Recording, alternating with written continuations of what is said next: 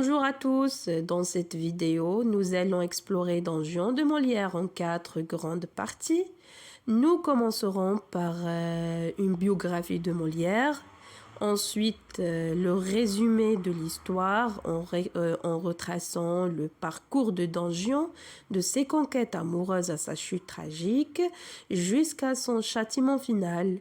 Nous nous attarderons ensuite sur les personnages principaux, en analysant Don Juan libertin cynique, Sganarelle, son valet peureux mais moraliste, ainsi que d'autres figures marquantes comme Elvire ou le commandeur.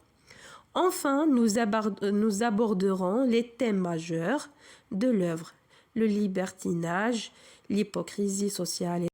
Jean-Baptiste Poquelin, dit Molière, est un dramaturge, comédien et metteur en scène français, né le 15 janvier 1622 à Paris, est mort le 17 février 1673. Il est l'un des plus grands auteurs du théâtre classique français et un maître de la comédie.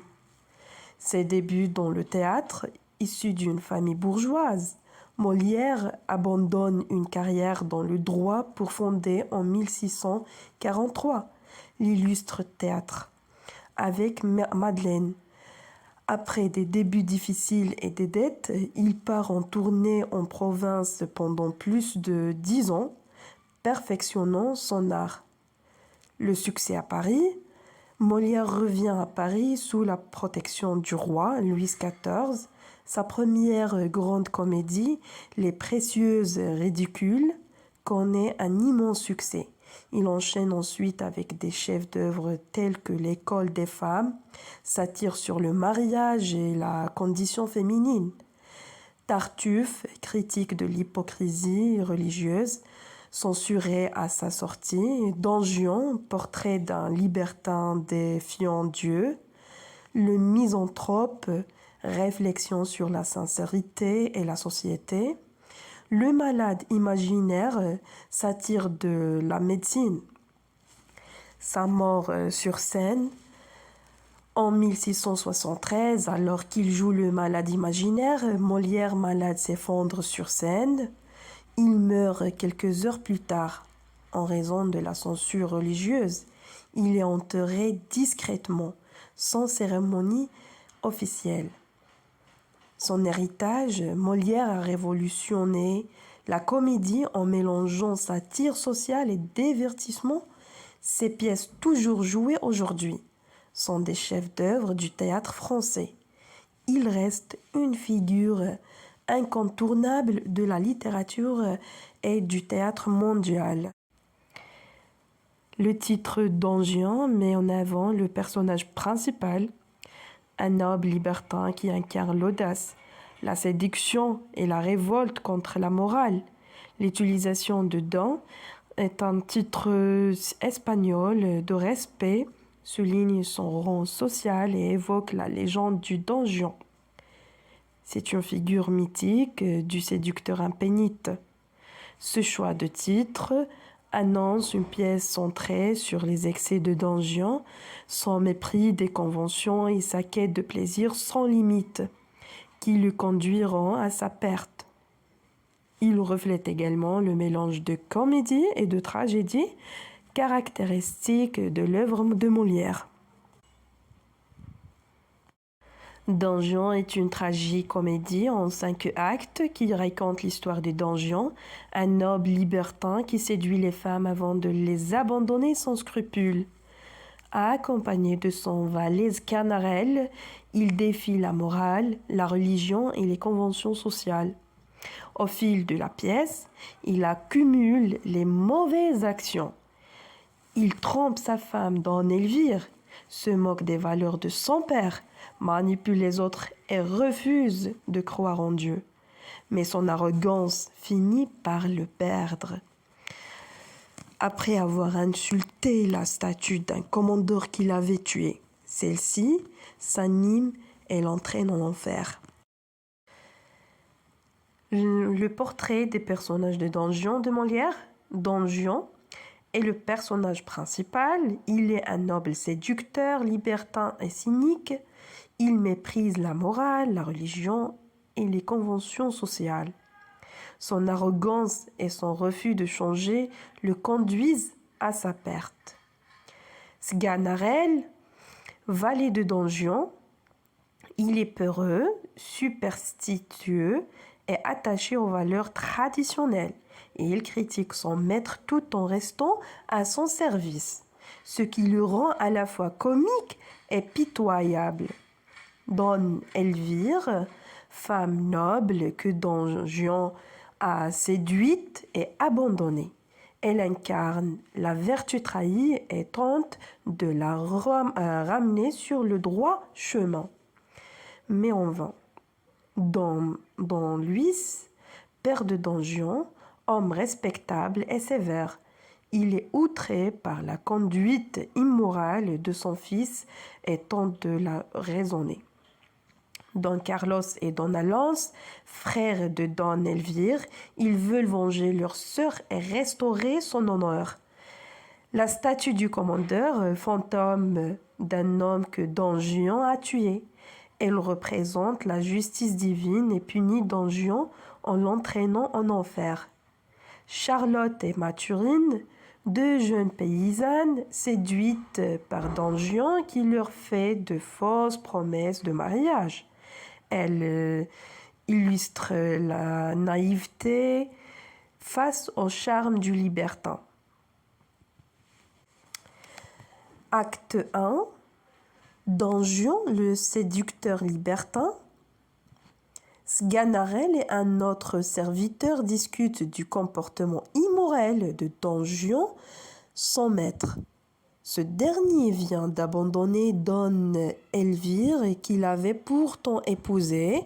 Il explique à Sganarelle qu'il aime séduire sans jamais rester fidèle.